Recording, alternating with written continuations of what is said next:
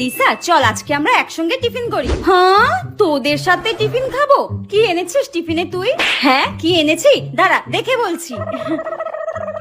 ও, মা আজকে আমাকে চাউমিন দিয়েছে। হ্যাঁ, চাউমিন? ও মাই গড, এত অয়েলি ফুড তোরা খাস কি করে? আমি তো এত অয়েলি ফুড কিছুতেই খেতে পারি না, কেমন যেন একটা বমি বমি পায়। হ্যাঁ, এত অয়েলি ফুড খেলে তো আমি কবেই ধুপসি হয়ে যেতাম তোর মতো। আমি এসব খাই না রে। আমার মম তো আমাকে দেখ ব্রেড এন্ড বাটার পাঠিয়েছে, এই দেখ আমি এগুলোই খাই রে। ওই তো শুকনো শুকনো দুটো পাউরুটি, তার আবার কত ঢং। Oily food chowmein.